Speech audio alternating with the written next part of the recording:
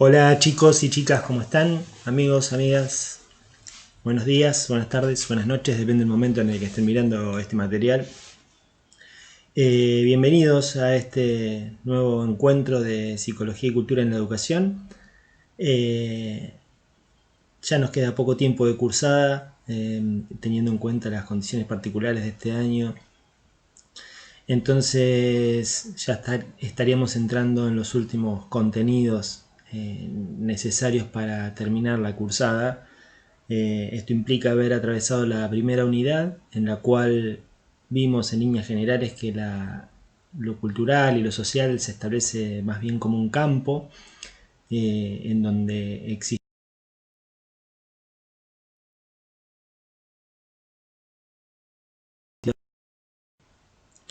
y del mismo modo vimos cómo la psicología nace en un determinado contexto y también se constituye como un campo de significado sobre lo que sucede en lo real, ¿no?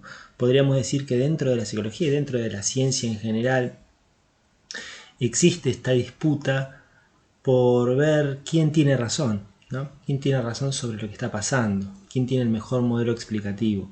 En este sentido habíamos visto en esta segunda unidad que estaríamos terminando entre esta clase y la otra, que existen varias perspectivas dentro del campo de la psicología, varias escuelas le llamamos nosotros, que implican haber desarrollado o haber tomado también de otras ciencias varios conceptos y haber construido un determinado saber conforme a un modelo teórico, ¿no? Entonces ahí vamos a encontrar diferentes modelos teóricos también que hacen referencia a una determinada época que brinda el contexto teórico, los elementos teóricos para poder constituir una determinada visión sobre los fenómenos. No es que vamos a quitar un poco la idea del genio que se le ocurra así de la nada una determinada idea, sino más bien que hay algo que se viene masticando, que se viene macerando dentro del campo de la ciencia y que permite realizar un salto cualitativo, si se quiere, o un cambio de perspectiva, o cuando ustedes tengan metodología de la investigación van a ver un cambio de paradigma. Nosotros hasta ahora hemos visto el modelo conductista del aprendizaje en general, porque nosotros lo orientamos al campo de lo educativo, porque la hipótesis que sostiene esta materia es que según los modelos teóricos que uno maneje, así va a actuar dentro del campo de la educación, soslayando, o mejor dicho, sin soslayar la variable que tiene que ver con el hábitus que planteaba Bourdieu, que tiene que ver con la institución encarnada en los cuerpos, ¿sí? Esa dimensión es muy importante tenerla en cuenta porque esa es la que hay que deconstruir y la que forma parte del currículum oculto. Entonces vimos que había una perspectiva conductista respecto de cómo funcionan los seres humanos, una perspectiva gestáltica, a mi entender muy interesante y que permite una apertura bastante grande en relación a lo que es la creatividad, al desarrollo de la creatividad de los individuos, pero también de los grupos. ¿Sí? Si bien no lo especifica claramente, si Max Wertheimer crea un modelo muy interesante sobre cómo funciona el campo perceptivo y cómo, uno continuamente está siendo modificado por el entorno a la vez que lo modifica. ¿Sí? Y empezamos a ver un poco de qué se trata la perspectiva cognitivista, que por ahí es la que más desarrollos tiene en el campo de la educación porque específicamente se encarga de los procesos de aprendizaje, ¿no? Se ha encargado más bien de cómo funciona la mente, ya utiliza el concepto de mente en sí mismo y ahí lo podemos dividir en varias ramas también, varias escuelas o varios caminos. Esto va a depender mucho del autor que ustedes lean. Yo en términos sencillos lo voy a clasificar, creo que se menciona en el video pasado, en los que trabajan desde el modelo computacional, o los que entienden al sujeto o a la mente desde el modelo de la computadora, y después están los que trabajan desde el modelo narrativo, y después los que trabajan desde el modelo, por ejemplo, piagetiano, que son modelos estructuralistas, y modelo vygotskiano, que son modelos históricos y sociales, ¿sí? Todo esto dentro del cognitivismo parece una gran bolsa de gatos, pero tienen una cuestión en común, que es que intentan entender cómo los seres humanos aprendemos, cómo los seres humanos conocemos. Cognitivismo viene justamente de ahí, ¿no? De la raíz es cognoscere, que es conocer. Entonces elaboran diferentes modelos de lo mental. ¿Sí? Hay modelos que son bastante intuitivos, quiero decir, no llevan ningún esfuerzo a entenderlos. Por ejemplo, el modelo de la computadora es muy fácil de entender porque muchas veces a nosotros en la cotidianeidad se nos ocurre pensar que las computadoras piensan, ¿no? Entonces hay una metáfora que se puede establecer ahí, o un paralelismo entre el hardware de la computadora como el cerebro, y el software de la computadora como la actividad mental. Lo cierto es que desde esta perspectiva, la perspectiva computacional que nace a mediados de la década del 50 más o menos, de la posguerra, con el desarrollo de la cibernética, con el desarrollo de la lingüística, con el desarrollo de las teorías de la comunicación. Ahora vamos a ver qué aporte hace cada una. Establece un modelo de lo mental que tiene primero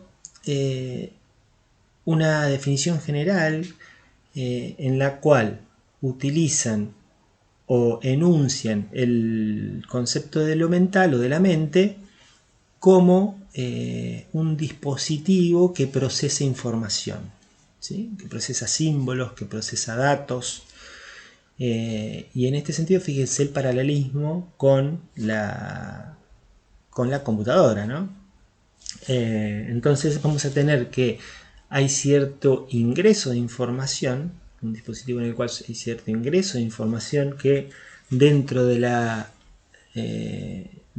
psicología cognitiva se llama input, o también dentro de la cibernética se llama input, la información ingresante, un procesamiento de la información y un output, ¿sí? O información que sale, o determinado efecto, ¿sí?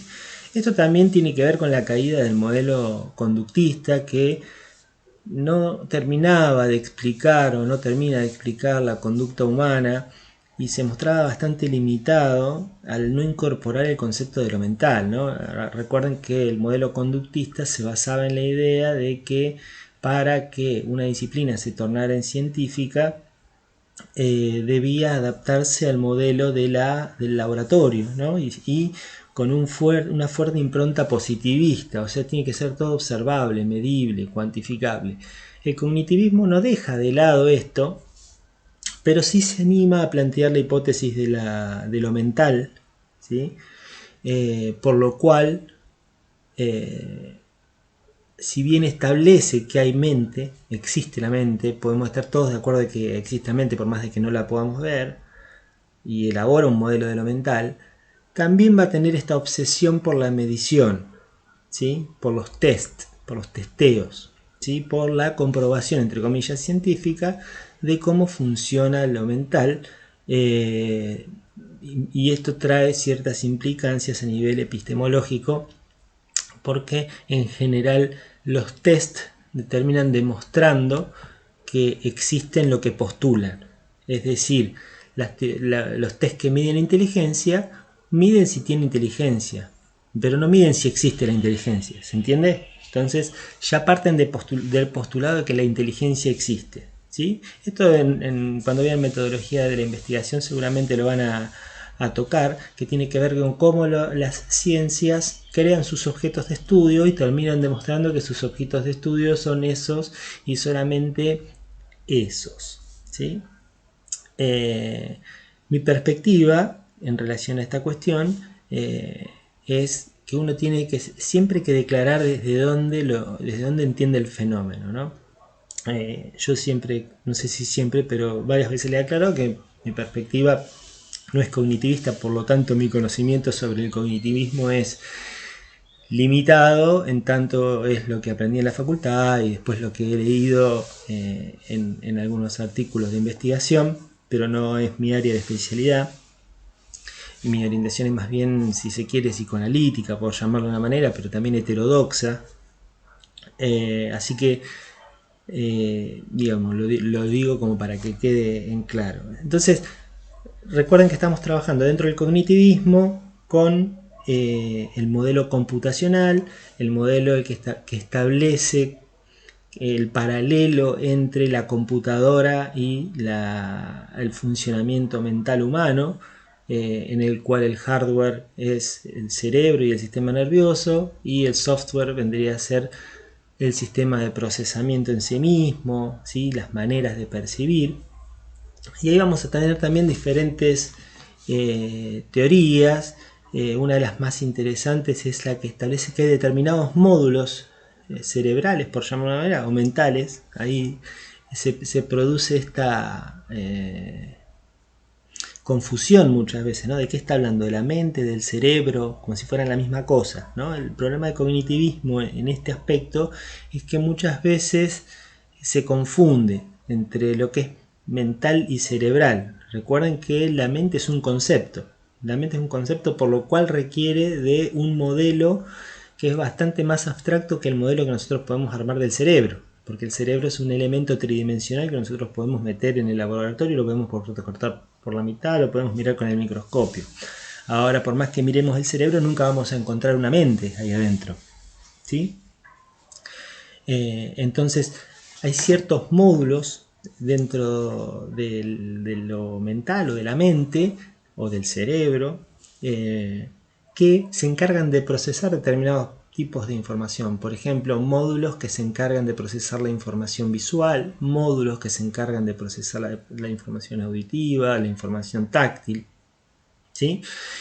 Y la respuesta es la conducta, ¿sí? El procesamiento está dado principalmente de manera consciente o inconsciente, pero no en el sentido del psicoanálisis, sino simplemente que son procesos que no son conscientes, y la salida de la información estaría dada por la conducta, por un determinado tipo de conducta.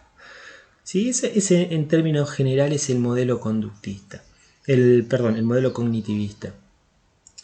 Es interesante notar que aplicado a educación, lo que hace el cognitivismo es armar un modelo de mente, primero, que incorpora la noción de información, como el sujeto, por llamarlo de una manera, la mente incorpora una determinada información, la procesa y genera un determinado tipo de producto, ¿sí? De producto conductual, intelectual, bla, bla, bla.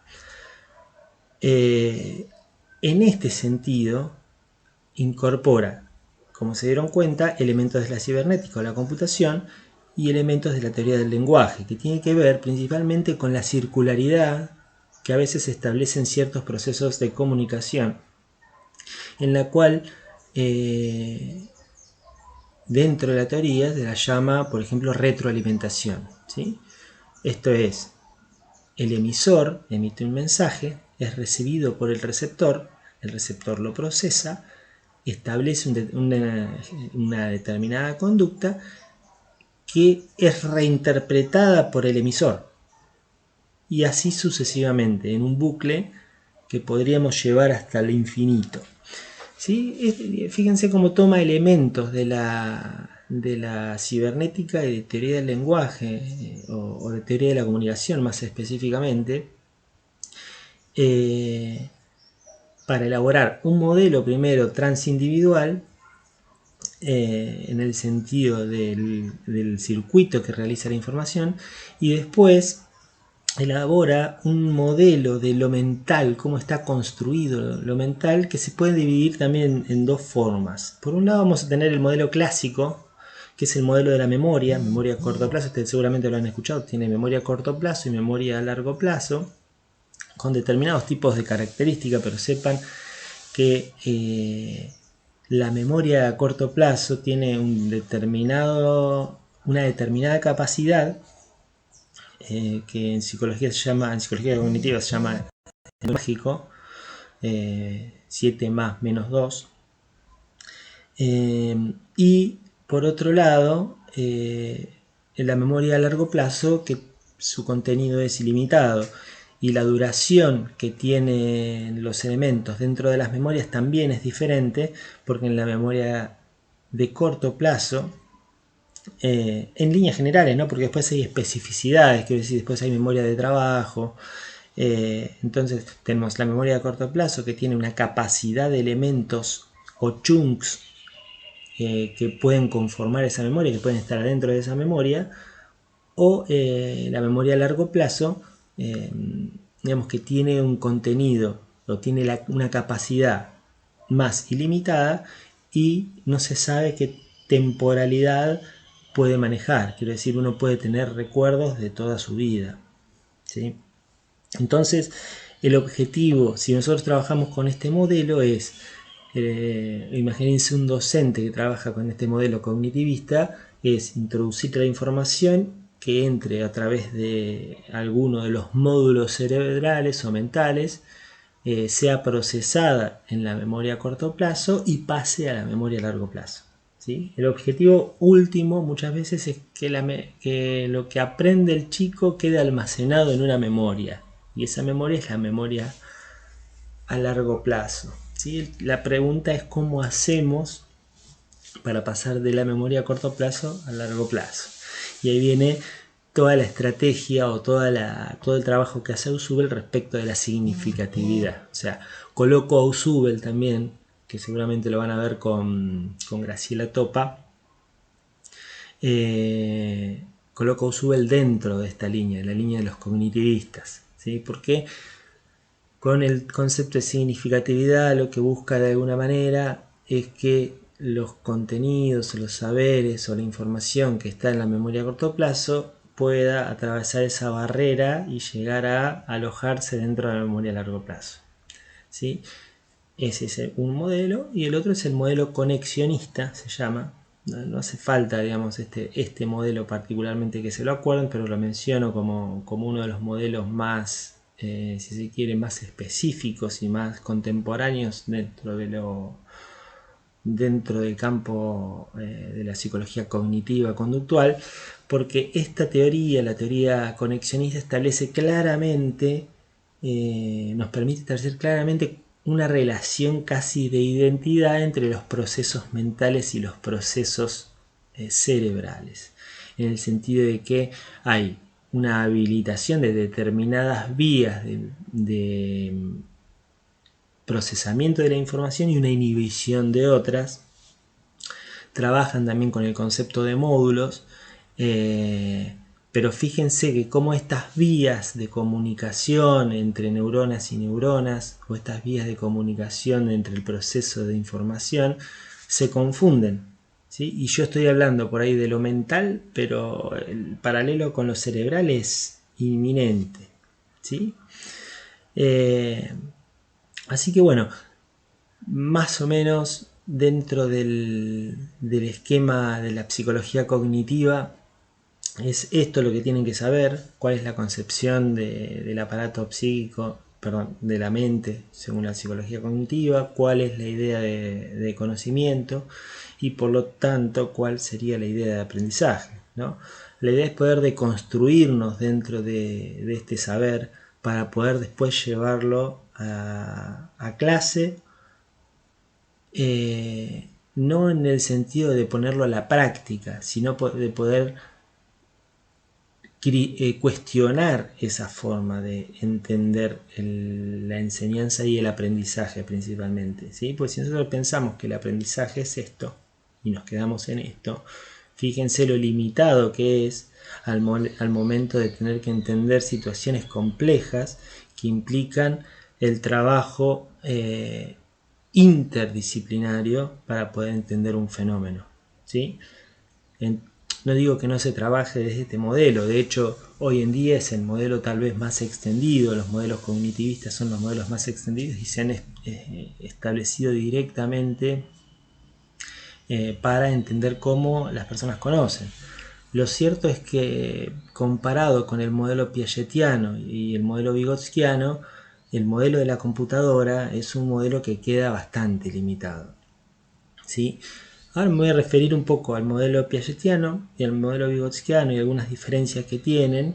Para ya la próxima vemos a Piaget, después vemos a Vygotsky y después vemos las dos últimas clases, los conceptos de inteligencia y de aprendizaje en el sentido más amplio y haciendo algunas puntualizaciones. Así que recuerden, estamos dentro del cognitivismo, es una clasificación, ¿no? Y dentro del cognitivismo vimos el modelo computacional y ahora vamos a ver el modelo estructural de Piaget, en el cual tiene que quedar en claro que su modelo del aprendizaje tiene que ver básicamente con un modelo adaptativo. El individuo aprende, él era biólogo, entonces tiene una perspectiva biologicista, pero básicamente el individuo aprende porque debe adaptarse a realidades nuevas y diferentes, entonces tiene que resolver problemas. Ahí van a ver que para él aprender es cambiar, ¿sí? Y volver a estar en un nuevo estado de desequilibrio. O sea, tenemos una entidad que está en perfecto equilibrio, sufre un desequilibrio y vuelve a estar equilibrada. O sea, se desequilibra, se desencadenan determinadas funciones o determinados procesos que la vuelven a llevar al equilibrio. Para eso Piaget a eso lo llama aprendizaje, ¿sí? En este tipo de aprendizaje para Piaget hay un reordenamiento de los elementos que conforman esa estructura, ¿sí? Que es una estructura cognitiva, ¿sí? Fíjense cómo se hace abstracto todo, porque la estructura cognitiva no se ve. Si nosotros hablamos de estructura, sabemos que una estructura es un conjunto covariante de elementos, ¿no? Que se vinculan entre sí, pero en donde varía uno de los elementos varía el resto. Que lo que varía es la relación entre los elementos. Fíjense qué parecido con lo que plantea la Gestalt, ¿no? Con el concepto de campo psicofísico, ¿sí? Entonces, si tenemos esto en claro, podemos avanzar en una concepción del aprendizaje que es muy interesante. Quiero decir, una concepción del aprendizaje como adaptación que implica principalmente dos procesos: el proceso de asimilación y un proceso de acomodación. Ambos subprocesos de la adaptación implican modalidades completamente diferentes de lo que es el aprender en sí mismo, lo que es la adaptación. Podemos decir que el sujeto, el niño, porque él hacía sus teorizaciones en base a la observación de niños, especialmente y principalmente a sus hijos, ¿sí? Cuando su mujer se iba de compras, aprovechaba Piaget y hacía experimentos con sus hijos. Entonces, piensen que el niño, cuando se relaciona con un objeto nuevo, lo primero que hace es tratar de entenderlo o lo entiende en función de sus esquemas conceptuales, de sus esquemas cognitivos, va a decir él. Ese objeto nuevo, por ejemplo, tomemos un bebé, ¿no? Un bebé acostumbrado a tomar la teta. El bebé adaptó su esquema de acción, en ese caso, ubica su boca para succionar el pezón de su madre. Ahora, si uno le da al bebé, por ejemplo, el celular, un juguete, modifica, eso lo lleva al bebé a modificar su esquema de acción, ¿sí? Su esquema de trabajo respecto de lo que es la boca y la relación de la boca con ese objeto, porque justamente la forma del objeto es diferente, ¿sí? Entonces, como la forma del objeto es diferente, esto obliga al bebé a modificar los esquemas que él tiene de lo que es chupable, ¿sí? Es decir, lo grafico un poco más. El niño, el bebé, arma un esquema de acción en el cual, en base a la repetición, ¿sí?, se hace a un determinado automatismo de percepción respecto de lo que va a encontrarse cuando chupe, ¿sí? Que es, por ejemplo, tomo como ejemplo el pecho de la madre, ¿no? Entonces, ¿qué pasa cuando se encuentra con objetos que no responden al modelo del pecho de la madre? Lo que va a hacer, dice Piaget, el niño es modificar las estructuras a través de las cuales el niño aprehende la realidad, ¿sí? Entonces fíjense, primero se forma una estructura, se consolida en base a una estructura de acción, en base a un esquema de acción, y después, para que eso cambie, tiene que venir algo del exterior, a esto me refiero, tiene que venir algo, tiene que producirse algo para que ese esquema de acción se modifique. Trasladémoslo a otras edades, ¿no? Uno percibe, aprehende la realidad de determinada manera, la realidad ya tiene un determinado sentido para nosotros, los elementos de la física tienen determinado sentido para nosotros, quiero decir, la fuerza, la inercia, uno percibe la realidad de esa manera, ¿no? Quiero decir, ciertas leyes de la física que son bastante intuitivas respecto de la física newtoniana que realmente estructura, ¿no? y nuestra percepción del mundo, son contradictorias en un punto con lo que plantea la física cuántica, que a mi criterio es mucho más interesante, mucho más rica, mucho más divertida, siendo un absoluto ignorante de la cuestión. Lo cierto es que nosotros percibimos la realidad desde una perspectiva newtoniana, ¿no? En cuanto a la física hablamos. Ahora, ¿cómo hacemos para que nuestros estudiantes o nosotros mismos percibamos la realidad a través de una perspectiva cuántica? ¿Sí? ¿Se entiende que hay un paso ahí que dar? ¿Se entiende? Hay un paso ahí que dar, que no implica solamente la incorporación de información, sino que implica la modificación de un montón de esquemas cognitivos, los cuales para Piaget implican otro tipo de adaptación, ¿sí? Pero fíjense cómo uno puede vivir tranquilamente con un determinado esquema cognitivo, ¿sí? Estructurando su realidad, resolviendo problemas de su cotidianidad, pero si uno no se expone a un determinado elemento del mundo que necesariamente nos lleve a reformular este esquema, nosotros seguimos, ¿sí? Estamos adaptados a esa realidad. Las teorías actuales dentro de la teoría cognitiva piagetiana lo que hacen es justamente trabajar dentro de este modelo, el modelo del cambio cognitivo. Quiero decir, dentro del modelo cognitivo de la adaptación, ¿sí? el modelo piagetiano de la adaptación, podemos tomar la vía de la asimilación, que es la incorporación de conocimiento, ¿sí? que nos va a implicar una forma determinada de enseñar, o podemos tomar la vía de la acomodación, ¿sí? que implica un desafío mucho mayor, porque en general uno puede medir más o menos cuánto conocimiento incorporó un estudiante, ¿sí? pero no modifica por ahí su visión del mundo, que es lo que más nos interesa, ¿no? Entonces, para hacer cambios estructurales, la complejidad se da en cómo lo medimos, ¿sí? Porque los docentes vivimos midiendo, vivimos tomando exámenes, vivimos haciendo preguntas, tratando de establecer algún criterio respecto de si el alumno incorporó, si el alumno puede desarrollar alguna idea respecto de, ¿no? Entonces, fíjense el cambio de estrategia, la diferencia de estrategia que hay que tener si vamos a trabajar sobre la asimilación, que el alumno asimile conocimiento, que no digo que sea algo negativo, digo que funciona dentro de los procesos normales del aprendizaje para Piaget, y cómo vamos a hacer para que este estudiante modifique sus estructuras cognitivas, ¿sí?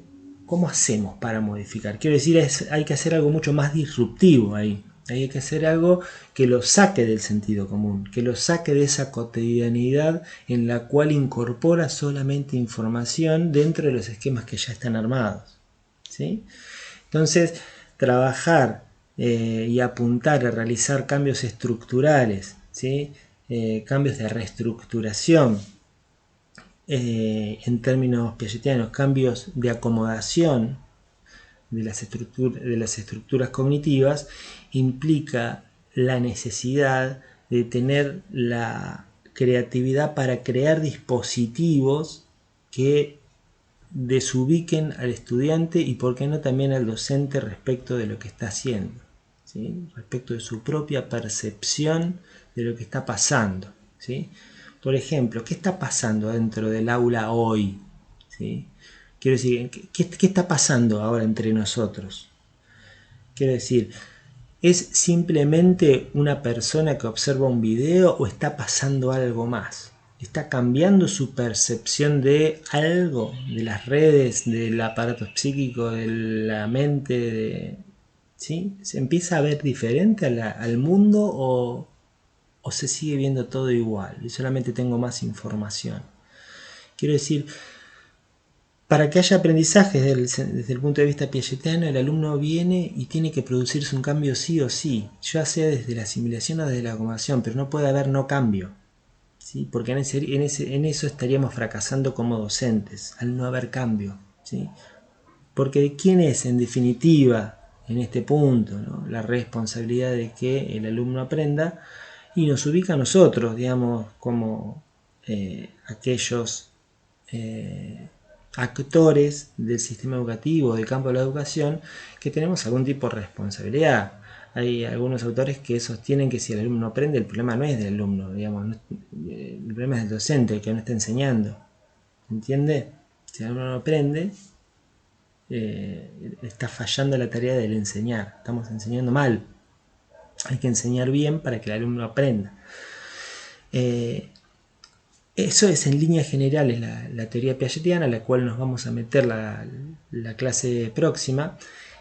Y por último, digamos, lo que vamos a ver es la teoría vygotskiana, cómo se incorpora la perspectiva del otro, la otredad, cómo se incorpora dentro de los procesos de enseñanza y aprendizaje. Porque lo que hace Vygotsky es, se dedica a estudiar particularmente el proceso de enseñanza y aprendizaje dentro del ámbito educativo, ¿sí? Y nos da un argumento muy fuerte para justificar la existencia del docente, ¿sí? ¿Por qué?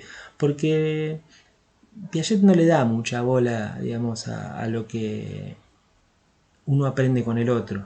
Quiero decir, para Piaget es lo mismo aprender solo que aprender con el otro. Es más, uno podría venir a decir, ¿para qué ir a la escuela, no? ¿Para qué voy a ir a la escuela si no aprendo nada? Es lo mismo que aprender solo. Lo que Piaget plantea en sus estadios, que nosotros no lo vamos a ver porque no nos interesa, se ve más que nada en lo que es educación inicial y primaria, los estadios sobre los cuales los alumnos establecen sus esquemas cognitivos predominantes, aparentemente cambian solos, se pasa de un estadio a otro, ¿sí?, de un estadio de menor complejidad a uno de mayor complejidad sin intervención de una otra edad. Lo que plantea Vygotsky es que esto es relativo, ¿sí?, que depende la presencia o la ausencia de un otro, que uno puede acelerar determinados procesos o modificar determinados procesos de aprendizaje, ¿sí? Uno puede convertirse en un vector, después Brunner lo llama andamio, ¿sí? Uno puede convertirse en un soporte del aprendizaje, por lo cual esos aprendizajes que en principio el estudiante no puede realizar solo, es muy probable que en el corto tiempo pueda realizarlo solo. Conceptos importantes de la teoría de Vygotsky son el proceso de interiorización, ¿sí?, que después vamos a ver las limitaciones que tiene este concepto en relación a cómo se incorpora, entre comillas, conocimiento, ¿sí?, y el concepto de zona de desarrollo próximo. ¿sí? Son como dos elementos que vamos a desarrollar la clase que viene. Así que bueno, por hoy los voy a dejar. Seguramente la semana que viene nos estaremos encontrando en una clase virtual para evacuar dudas y para plantear las pautas para terminar la materia. Y ya nos quedaría poquito camino para desandar este año tan peculiar, tan raro y tan difícil para muchos. Así que bueno, les mando un abrazo grande y nos estaremos viendo. Ojalá podamos hacerlo en vía virtual la semana que viene.